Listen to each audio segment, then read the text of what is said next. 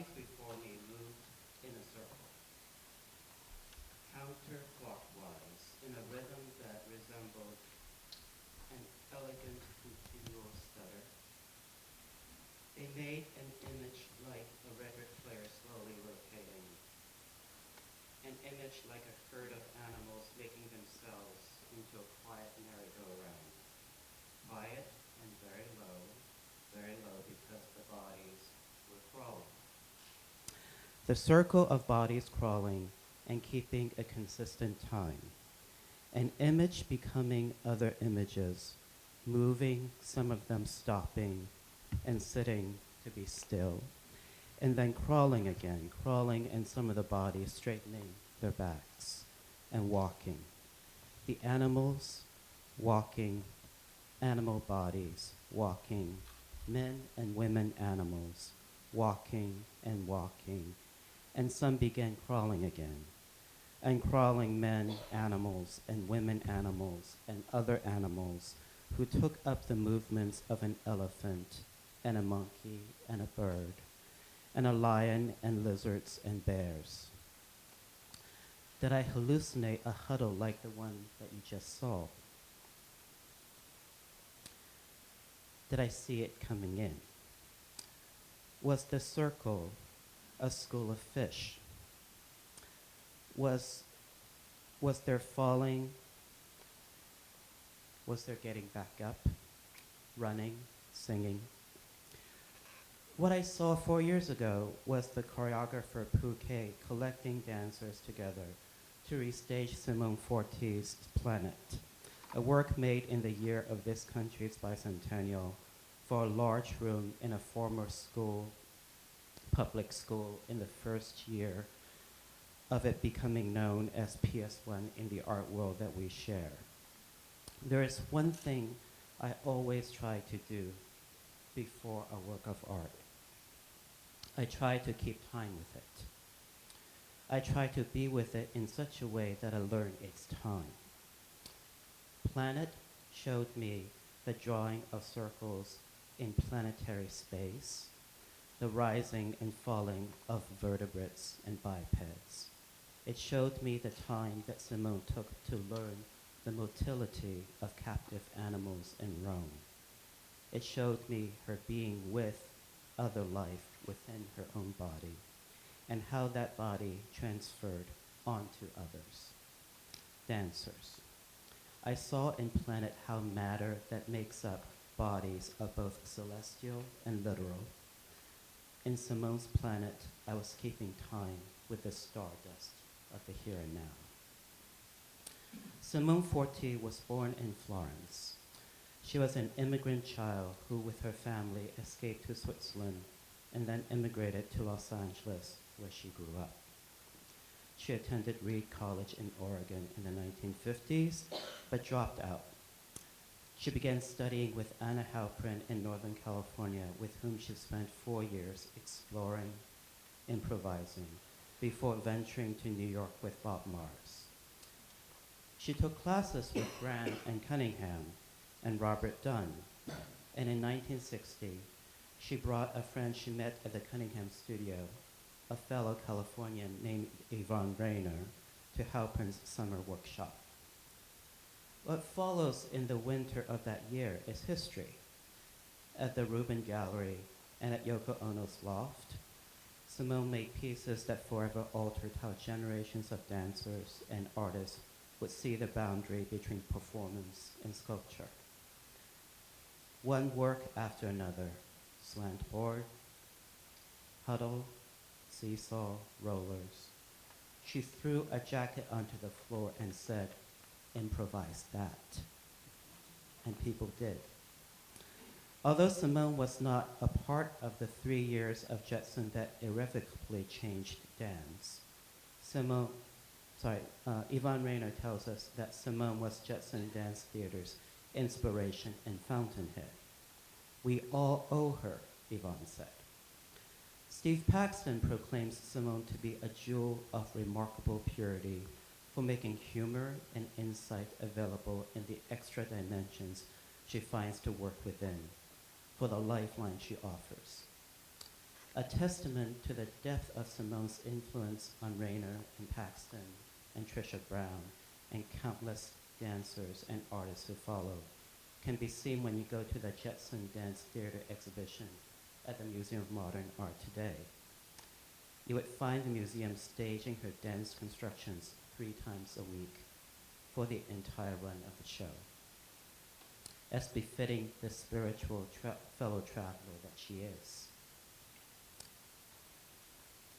I have not even touched on the time Simone spent at Woodstock, the non-metaphorical Woodstock with 500,000 people, or the year after when she stayed in that trip. I have not talked about Simone's dances with rocks and flags and newspapers, although you'll see a version of that tonight. I have not talked of her writing and her drawings. I have not touched on the many collaborations Simone forged with her fellow travelers, such as Peter Van Riper and Charlemagne Palestine. But as I tried to relate at the beginning, when I see a work by Simone, or when I see Simone, I learn about different orders of time. I see newborns and animals and buildings and democracy. I see her circles showing me oneness and her ellipses showing me otherness. I think about how site-specific a thinker as I try to be, Simone was here at UC Irvine 40 years ago, performing with Charlemagne Palestine, a work that they continue called Illuminations. We were able to bring Simone and friends here tonight under the auspices of a program of the same name. And we're very honored by her meeting us back here tonight.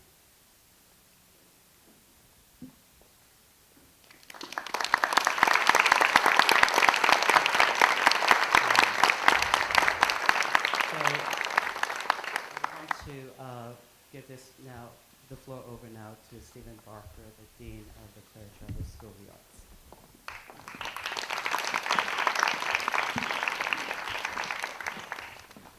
It's a great honor for me to be here to honor a true visionary and luminary in the world of 20th and now 21st century American dance. Simone Forti has been someone who, along with a very small group of other creators in dance and across the art world, has actually taught us how to think about and how to look at the moving human body in a different way. Very non-traditional dance, which makes us be patient, which makes us look at the way in which limbs operate, the way muscles operate, the way in which people relate to each other as dancers. These are fundamental things, but they're not ways in which a tremendous amount of dance actually works. And so as you just saw, both in terms of Huddle and also some of the incredible imagery that Simon has shown us tonight, you've had a glimpse of the way in which Simone has really been consistently, for a number of decades, at the forefront of making us really, of helping us, sharing with us, thinking about the way in which dance operates, literally recreates space, recreates the way in which the body works. Simone, can you come up for a moment, please?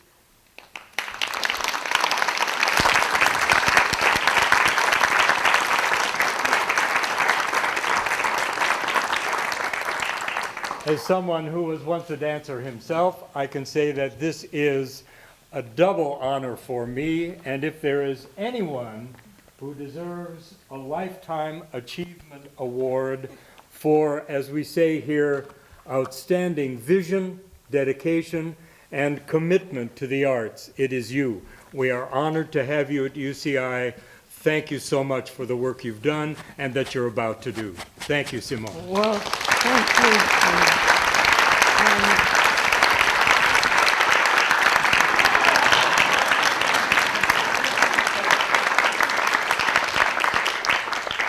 And I'm very happy to be here and to receive this very beautiful award. It's beautiful in meaning as well as calligraphy and style. So, and it's been such a joy to work with the students here who really jumped right in with full attention and commitment, and thank you. Thank you, Simone.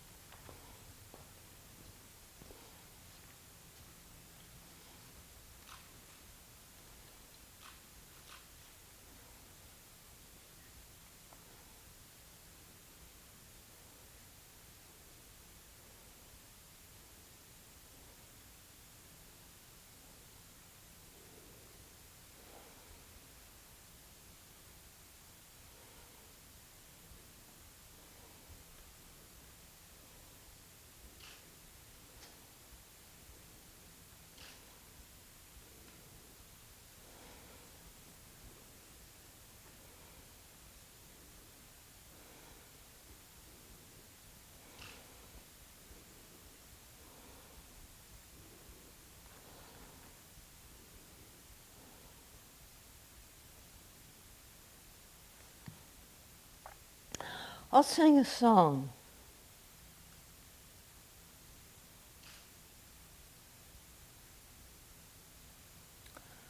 I look around me and I see goodwill, and I look inside me and I see goodwill, but the spots of blindness, they linger still to tilt the wheel, to tilt the wheel. And did we fly to earth, or will we fly away? Did we fly to earth, or will we fly away? And a song of choosing where to go is a song of wonder, a song of wonder, full song of wonder. And the endless summer rolls on and on, and forever clockwise we're spun and spun, and forever counter we're spun and spun, and the endless winter rolls on and on. And did we fly to earth, or will we fly away? Did we fly to earth, or will we fly away? Did we fly to earth, or will we fly away?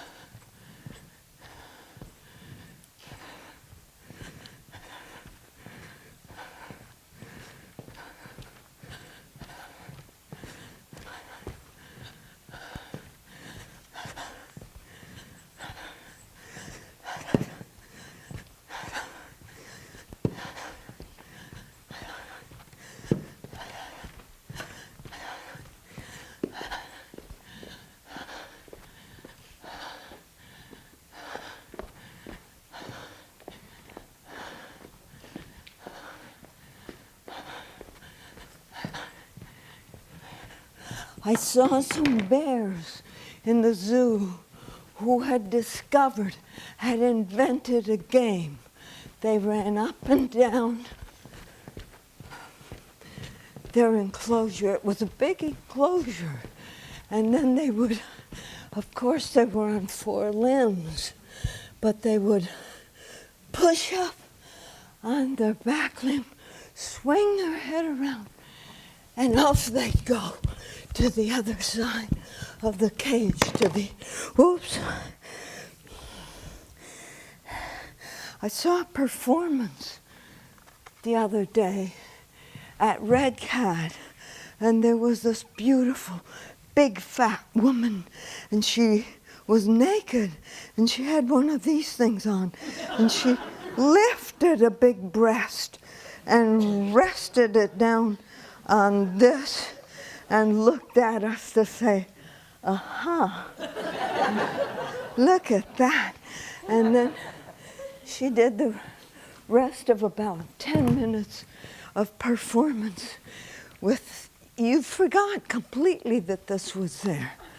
And she was, And she just went about her business with this thing and beautiful naked. And then she got dressed again and the show went on. They were good. They were,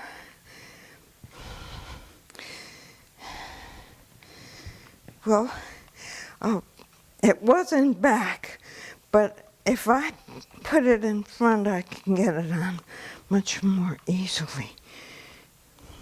Well, I'm supposed to talk about the news. And, I mean, I have nothing new to say. One thing I noticed was there was this guy who said,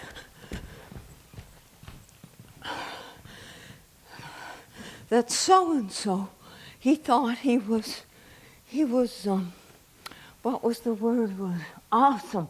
He was awesome, and the reporter said, why do you think he's awesome? And the guy said, because he's making America great again. And I looked at his face, and it was like hard times, and like shame of not finding a job, shame of not putting food on, shame of that he's a man and he's ashamed. And there's something about this, all the arms going together, Sieg Heil, when all the voices go at the same time, lock her up, Il Duce, and there's an amphetamine rush, and you feel strong, and you're all strong, and you're all saying, lock her up, and you feel strong, and I could understand. He felt better. At that moment, it's like you could go for the emperor, you could boom, right in the middle of the boom. You could for the emperor, you could go and look at all these beautiful feet. So fine. And some paint on the toenails. These are strong, beautiful feet. Some have socks and some are bare. Yeah, some have socks and some are bare. I know I say don't come up through the middle, but I'm gonna do it. I'm gonna come up through the middle, but I'm just gonna join in the support. I'm not gonna try to climb over.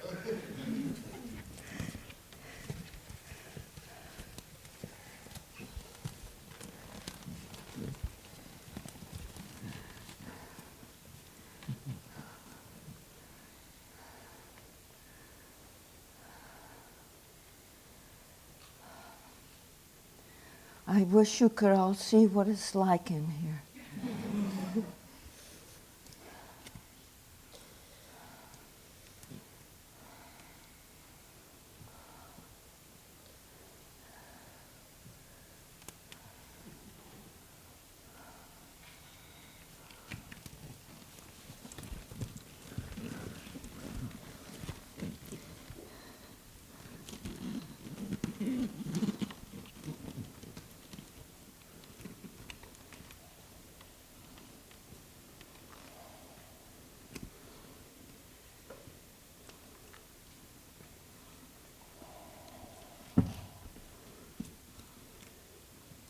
Go.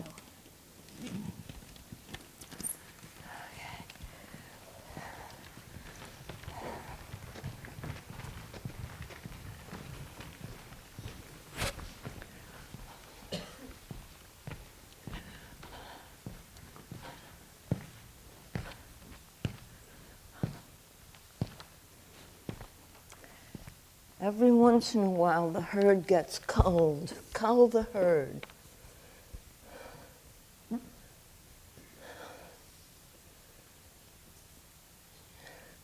Sometimes I just say, shush, Simone, just shush. Be quiet. Shh, shh, shh.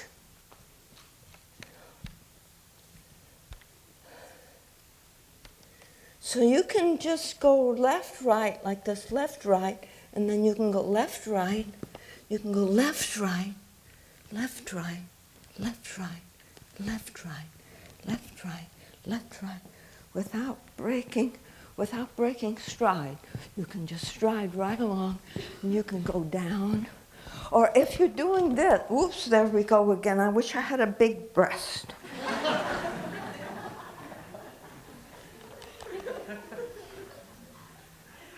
But I want to show this because I think it's really interesting. You can go from this, you can keep going, you can go down. This is where the film breaks off and you don't get to see this. You don't get to see this part. You're going to go down and down. Which way, Simone? You push this way and you go that way. Push something like that. And then you turn into a turtle. And a wonderful thing I read about pollywogs, or what else do you call a pollywog? Before a frog becomes a frog? Tadpoles. I read about tadpoles. The tadpoles go like this. The tadpoles go like this. And then at some point, they have to be able to go like this. And so they go from this lateral waving motion to this symmetrical hop. And while they're in that transition, they often fall over on their side. And I found that so endearing. And we're going through some transition. And maybe once in a while we're going to just fall over on our side. But we're going to get to where we can do this. I don't know. I don't know. But this will tell you where water is. You can find water with this.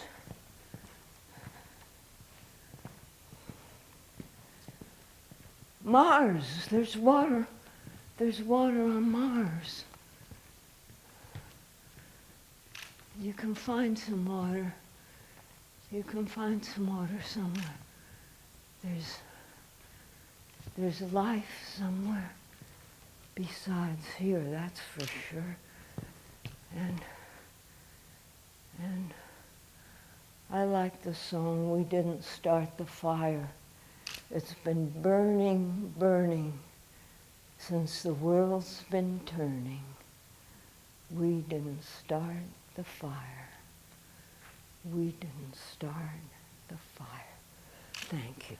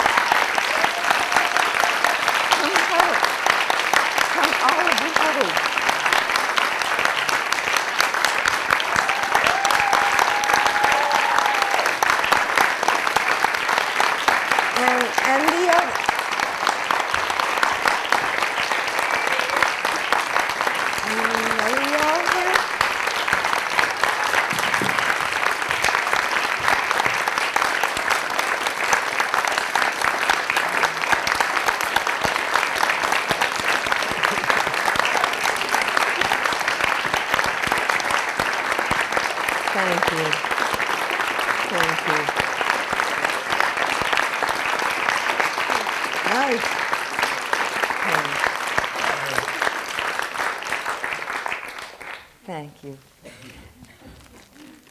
I think there's going to be some cookies and apple juice, something. Oh no, first we talk. Yes, We have So conversation. here's a chair for Okay, all right.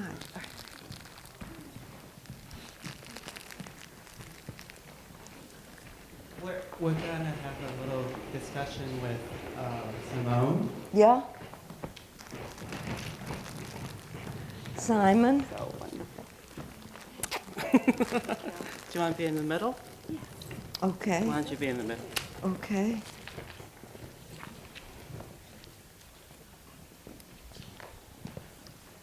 So I want to welcome Professor Carol Burke, who's Professor of English and Journalism.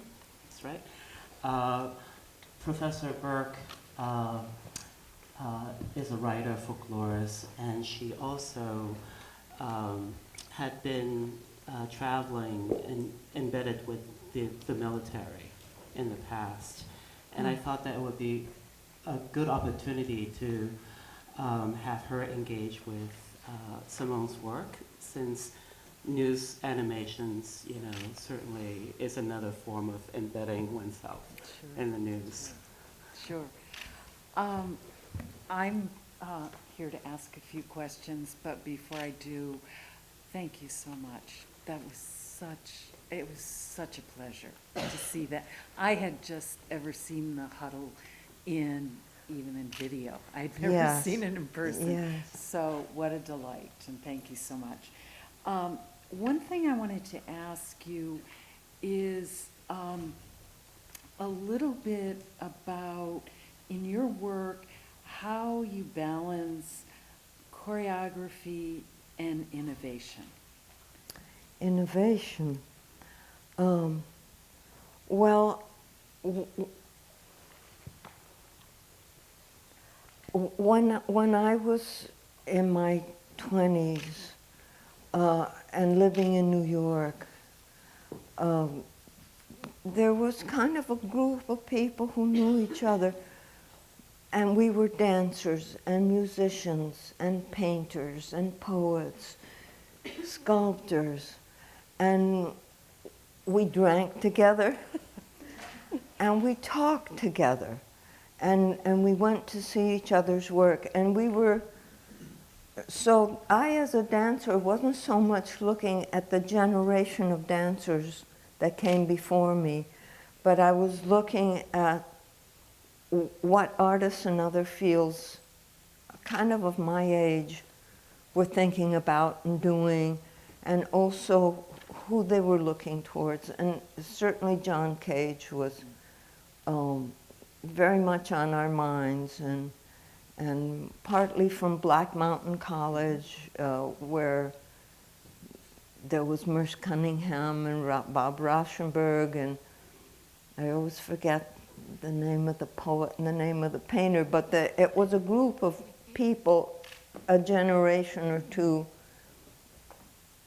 ahead of my generation, and they were inventing, and so we got that sense that was a possibility. One thing you mentioned, and I think as I recall, it's in an interview with Art Forum, and which you quote John Cage, and you talk about, or he talked about, the idea that when he heard a sound, he would know it would go in certain set of program directions. But what you said he had said was he just wanted to hear the sound. And can you talk about that in terms of your own work and movement, and why that struck you as such a pregnant statement? Mm-hmm. Where to start? Well, I want to mention that I had seen the photographs of Muybridge, of what's his first name?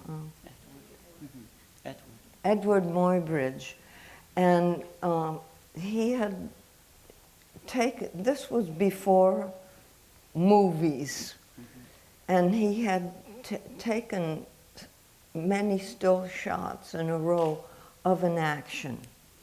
He started out with animals, and I think basically to see if a galloping horse ever had a moment when all four limbs were off the ground. But then he went on and photographed people. Like I remember one of someone chopping wood, and you could tell the weight of lifting the hatchet, and then the body moving to send it down with force, and then responding to that moment of hit. And it was so beautiful, that body, that you could just read what was going on. And so I was interested in movement and in the beauty of the body, but not so much in styles of dance that I hadn't seen very much. I haven't seen much dance. I forget what the question was. Oh, that's okay. You answered it. Okay. Many of your peers also directed some of their movement and some of their choreography toward commenting on world events. The Winter Soldier hearings around the Vietnam War, reactions to the shooting and killing of protesters at Kent State.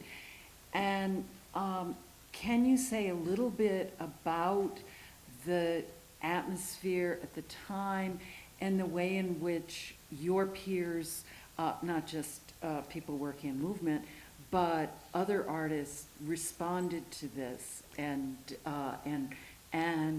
how that was received? Well, certainly Yvonne Rainer still is very politically involved, writes political articles, and was already in her 20s.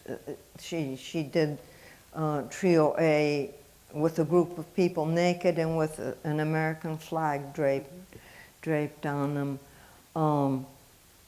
I don't know so much about it because at that time I was not very politically aware, and I'm not proud of that. I of course was aware of the Vietnam War, and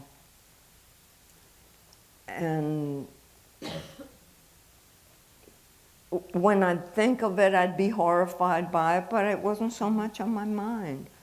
I became much more aware of the news really from another angle, in that my father read 2 or 3 newspapers every day and had done that pretty much all his life. And I think that's what got us out of Europe as the war was breaking. And so I have the sense that you read the paper also to know when to run. Right. And do you think contemporary times are times to run? Where to? Well, I could go back to Italy, I guess. But I'm sure there are some groups of people that would do well to run now. I'm Jewish. I think the Jews are okay for now. But I read the paper. Yeah. And did you want to ask questions? Oh, Judson? I don't know. I don't even know where to start. Well, first of all, thanks so much, Simone, for coming. Yes, We've Simon. planned it for years now, and I'm so happy that you're here.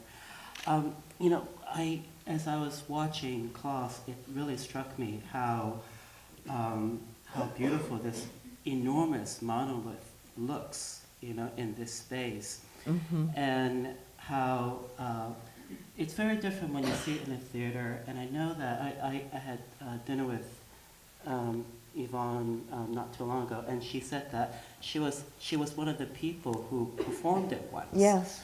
And when it's performed live, it has a completely different feeling because there are I think 3 people behind the cloths. There are 3 frames with cloths. Yeah. And they're each about this big, that's all. And we're crouched under them. And you sing. Crouched behind them. And we randomly sing and be quiet and toss another cloth over. So you might see red and plaid and black, and then yellow, and then suddenly blue. And you might hear this song, and then some silence, and then 2 songs at once. And yeah, it really struck me that when I've seen the piece before in a theater setting, but when I saw it in here, it was really struck by how it immediately became architecture as well, or it became a type of sculptural space. And because it was silent, here, it collected the people in a different way. It makes me think about how, in many ways, the movement, especially the sort of planetary circular movement that we think about, at least, in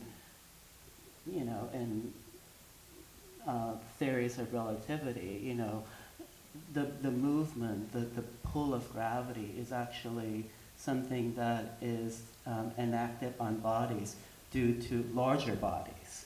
And it makes me really think about the relative bodies that are in this room, and how when we began the evening program, there was a huddle, and then you decided to incorporate huddle into news animations as well. So I was quite struck by how a form that you had developed can be put in dialogue with something else, and that's quite interesting to me. Bringing the huddle into the news animation.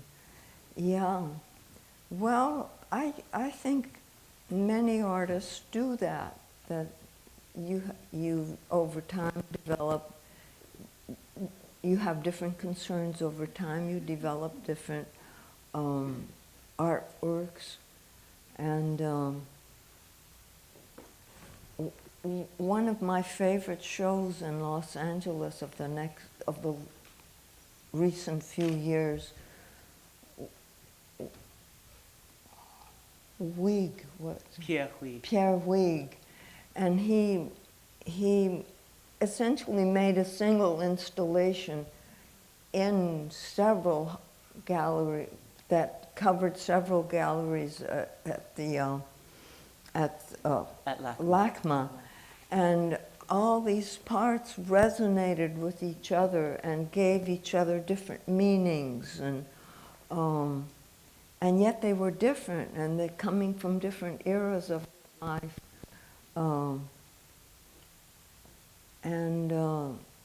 I like that kind of resonance. Well, we're also, I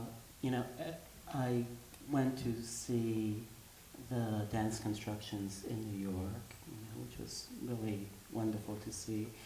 But as I was preparing the images, just to give people a sense of your work in the past, I was struck by how something like slantboard or seesaw have been performed, throughout the years, and there has been more and more performances of this in the last 10 years or so.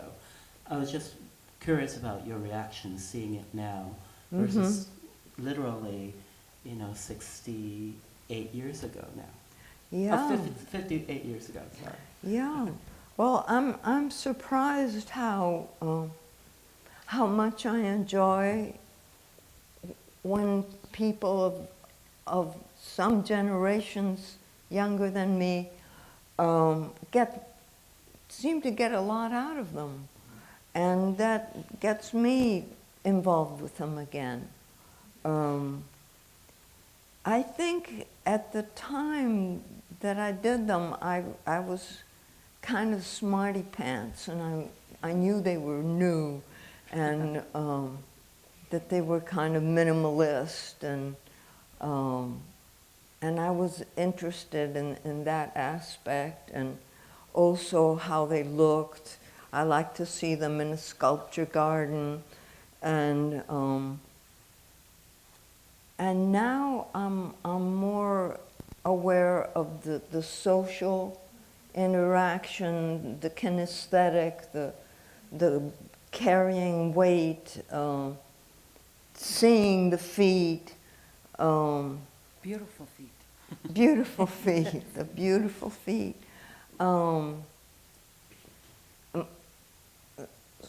And I hope that when you see them, that you can identify somewhat with bearing weight, with trying to climb, trying your best to get across, finding your way, that you can kind of feel it with the people who are doing it and feeling it. So it's kind of got a new interest for me too. And people are learning to teach them. Sarah Swenson is here, who has taught them many times, and now we're starting to teach more people to teach them, so that they can keep going into the future. Maybe we should open this up to the audience. If folks have questions or comments. I'm actually interested in those who did huddle, how you felt.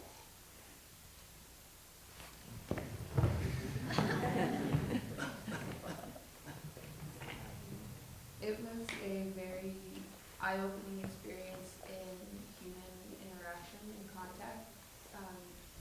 Some of us knew each other from class, but some of us were complete strangers. And in the first run, everyone, you're forced, you need to trust one another, and you're supporting one another.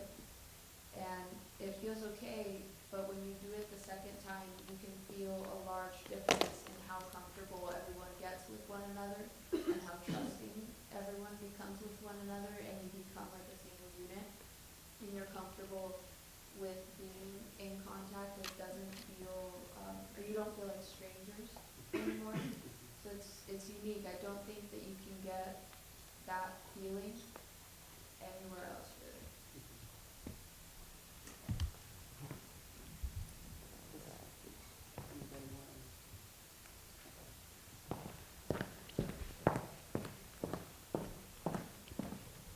I have a question. I transferred here recently from a community college that has a very traditional program in painting and drawing. And I'm wondering if you could dispel one myth about performance art or new genres, what that would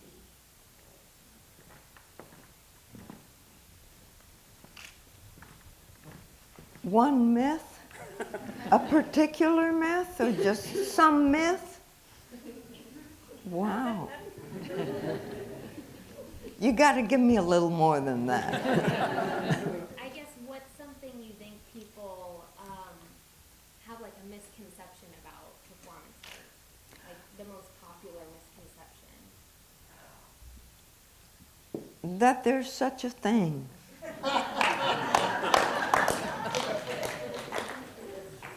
And I mean like thing. Sometimes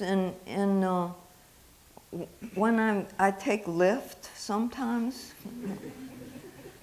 and sometimes we get to talking, and I say, "Oh, I'm a dancer." "Oh, what kind of dance?" Jazz or Cuban, or, and I say, "No, it's like modern art.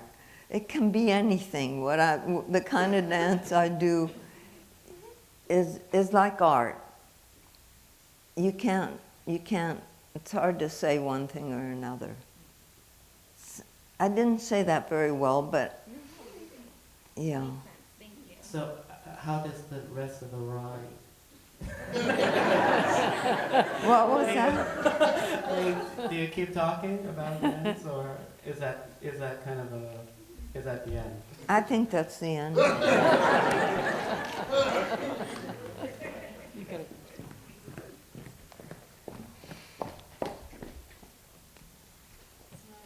thank you for this opportunity. This was great to be part of Huddle.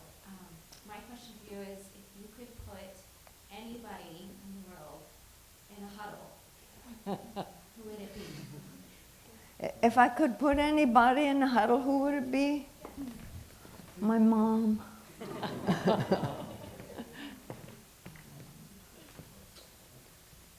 Yeah, that just came right to me.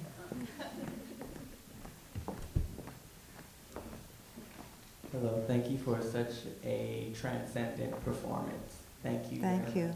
I feel honored to even be speaking to you right now. There seems to be a very deep pulse that you're connected to that seems to recur in your work, and it seems to be a very profound simplicity. What are things that you connect to that when you see and when you're creating your work, you have the moment of, yes, that's it, that's how I want to present it? Well, sometimes it has something to do with when I'm needing something. There was a time, for instance, when I'd gone through a very hard breakup, and I was heartbroken and lonely, and I happened to get an apartment by a zoo, and I started going to the zoo. And the animals were in jail, and they were separated from their life. And I was feeling separated from my life. And I'd sit either with a bear, or I remember there was a wolf. And I'd kind of feel less lonely. And I kind of would imagine that the animal that I was spending a half hour sitting near their cage, kind of hanging out with them and going and visiting them 2-3 times a week, might be feeling a little less lonely, even though then I was going to leave. And I started working on animal movement, watching them move, and then noticing that some of them had managed to invent some game that helped them pass the time. So I started trying to do their games, like the head flip and then running around, and there were 3 bears that were doing that, and one of them was doing it with great bravado, and the others were kind of going along, and then they would quit, and one would dive in the pool, and the other one would take a nap. So it didn't look neurotic, but it really looked like a game that they had invented. And that's one time when a whole study of animal movement opened up, because I found something I needed. And the news animations started when my father died, because he always read the newspaper, and I thought, oh, someone's got to read the newspaper.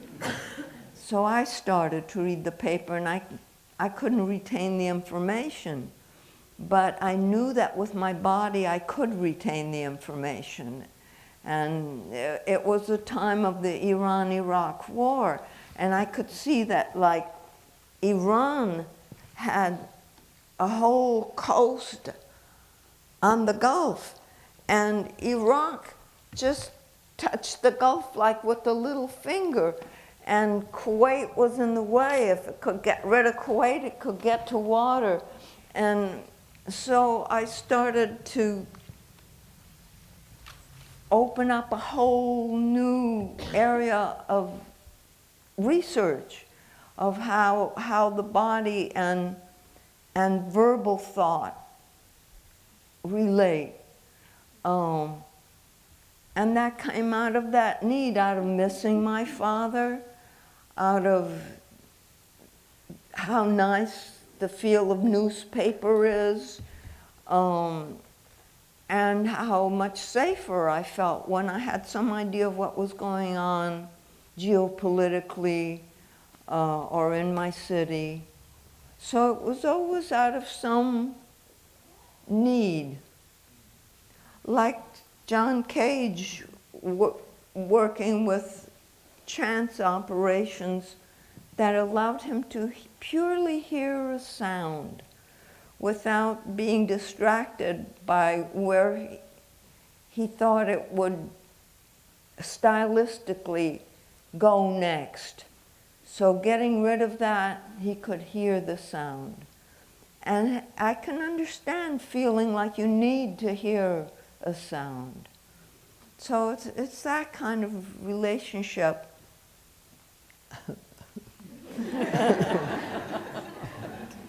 Movement, right? Yeah.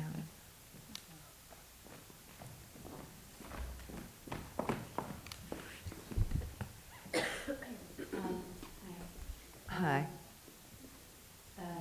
Beyond being an act of physical contact, I was wondering if you could just talk about what touching means to you. Talk about What Touching. means to you. what touching means to me. Beyond being an act of physical contact. Well, I'm not afraid of touching. I don't touch a lot these days.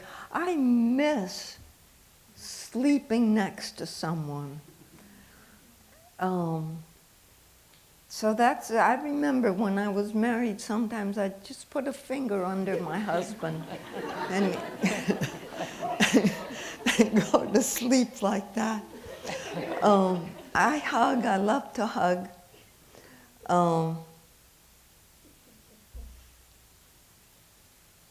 I remember when I was like 7 years old, I'd get in bed with my parents and we'd play cushy, and and we'd cuddle up. And I kind of would imagine that the animal that I was spending a half hour sitting near their cage, kind of hanging out with them and going and visiting them 2-3 times a week, might be feeling a little less lonely, even though then I was going to leave. And I started working on animal movement, watching them move, and then noticing that some of them had managed to invent some game that helped them pass the time. So I started trying to do their games, like the head flip and then running around, and there were 3 bears that were doing that, and one of them was doing it with great bravado, and the others were kind of going along, and then they would quit, and one would dive in the pool, and the other one would take a nap. So it didn't look neurotic, but it really looked like a game that they had invented. And that's one time when a whole study of animal movement opened up, because I found something I needed. And the news animations started when my father died, because he always read the newspaper, and I thought, oh, someone's got to read the newspaper. So I started to read the paper, and I couldn't retain the information.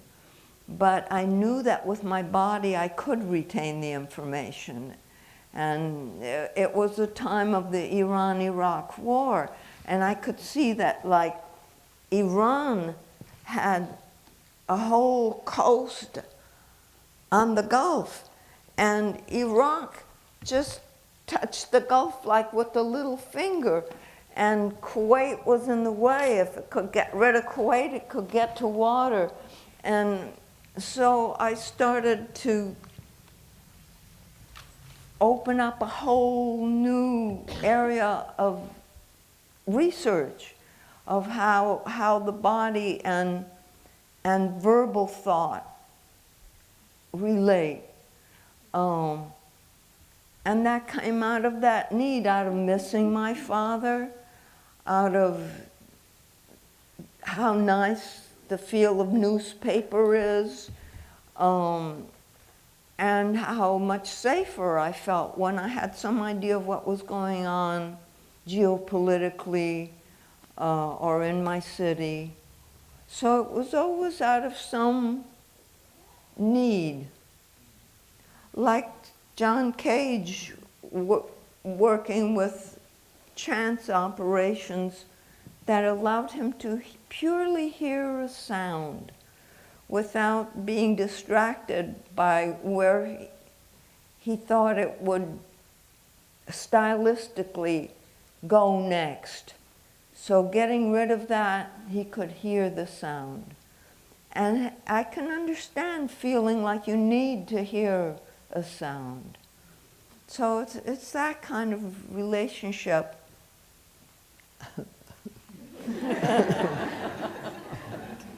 Movement, right? Yeah.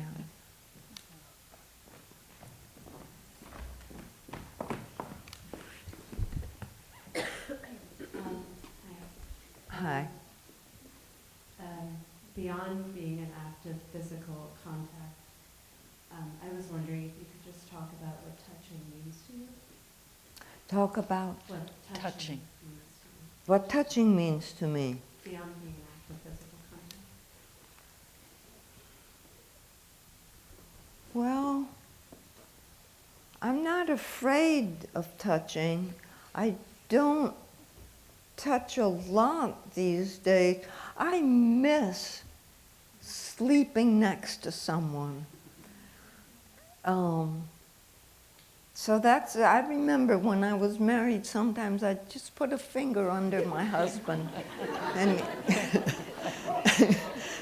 go to sleep like that. I hug, I love to hug.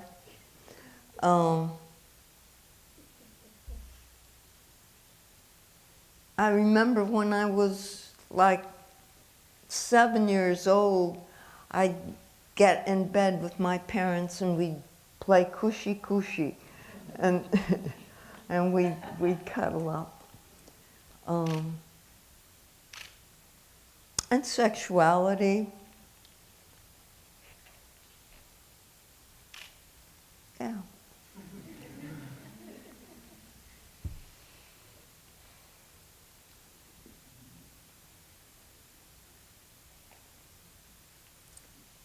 Cookies. Time for cookies.